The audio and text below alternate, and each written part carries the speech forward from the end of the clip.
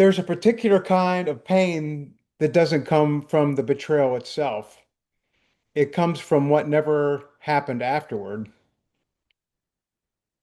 The conversation that didn't come, the explanation that never arrived, the apology you kept hoping would land in your inbox one day. For many people, including my clients that I serve, the relationship didn't just end, it disappeared. And your nervous system was left holding questions that had nowhere to go. So if you've ever thought, if they would just explain, if they would just acknowledge what they did, if I could just understand, this video is for you. Because today I want to talk about betrayal trauma when the other person ends the relationship and refuses or is unable to give you closure. And more importantly, I want to talk about how you reclaim closure for yourself so you don't stay stuck in a story someone else walked away from.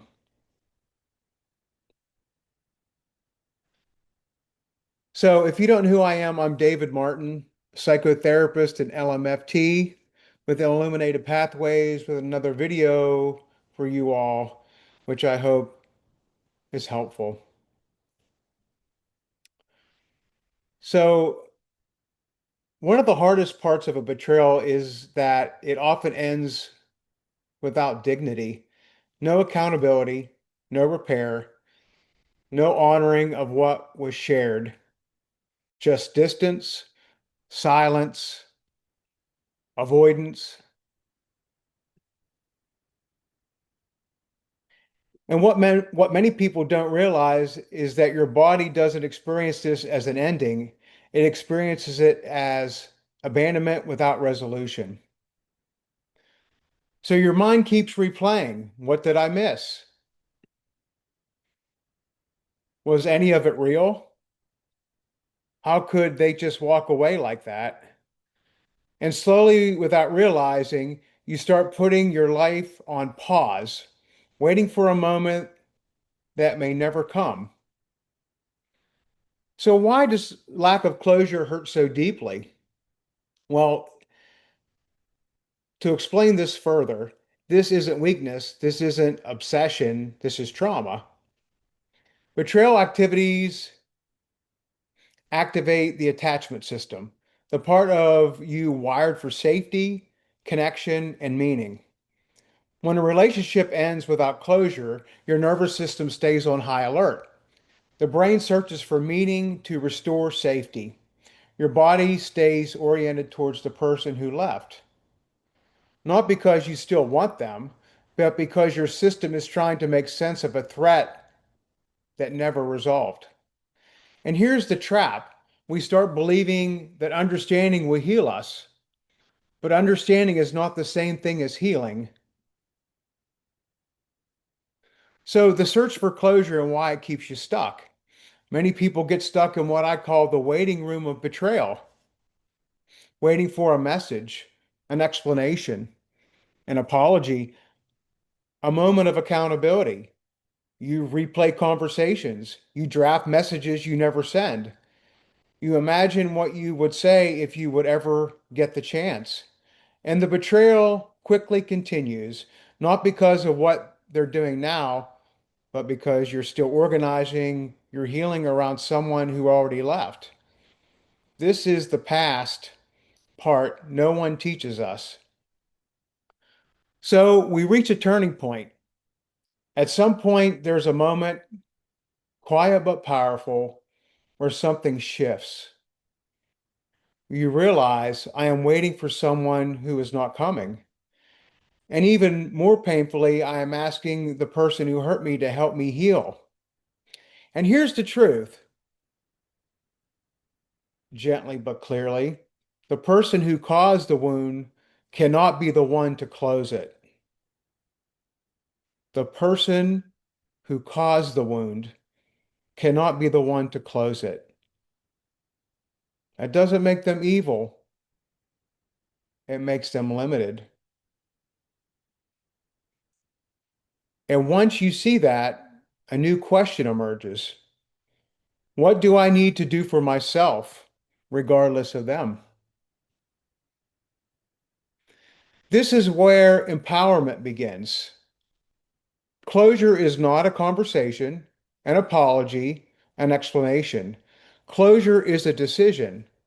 Closure is the moment you stop negotiating with someone who has already shown you who they are. Let me say that again. Closure is the moment you stop negotiating with someone who has already shown you who they are. So their actions, right? The actions speak louder than words. So if somebody reveals themselves to you, believe it. That's the kind of person they are. Sometimes someone's refusal to give closure is the closure. It tells you they cannot meet you where healing requires. They cannot hold what they broke. They cannot show up in the way you deserve.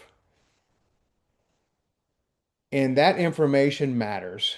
It closes the door. It's the nail in the coffin, never to be broken open again. So, how do you reclaim closure for yourself? The million-dollar question. Name the loss accurately. You didn't just lose the relationship, you lost safety, you lost trust, the future you imagined, the stability, your sense of reality for a while. Naming this grounds the grief instead of suppressing it. Stop asking the other person to validate your pain. You do not need their agreement, their validation, to tell the truth about your experience. What happened matters, even if they never acknowledge it. What happened matters, even if they never acknowledged it. Create a closure ritual. This is powerful. Write the letter you'll never send. Say what you never got to say. Name what you deserved but didn't receive. And then intentionally release the fantasy that they will someday become who you needed them to be. That fantasy keeps the wound open. Restore trust in yourself. Betrayal doesn't just break trust in others, it breaks trust in yourself. Healing is not about blaming yourself, it's about reconnecting to your intuition with compassion. You did the best you could with what you knew at the time.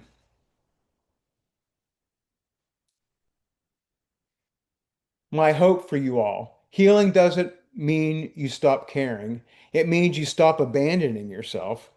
One day you'll realize the closure you were waiting for didn't come from them. It came from the moment you stopped waiting. And in that moment, you didn't just survive the betrayal, you reclaimed your life. So if this resonated with you, you're not alone. You're not broken. This is what betrayal trauma looks like when healing begins. And I want to leave you with this question. What if closure isn't about understanding the past, but protecting your future, your valuable future? If someone reveals their true colors, believe them. Rejection is God's protection. So if this helped you, like, subscribe, and share it with someone who needs to hear it. And remember, healing is possible even when closure is denied. And again, this is David Martin, psychotherapist, LMFT with Illuminated Pathways, here with another video for you all. And again, I hope you benefited from it. Please leave comments below. Um, check out my contact information below if you're interested in reaching out and looking on my website and seeing the kind of work I do with clients. And I hope you all have a great day, and I will see you all in the next video.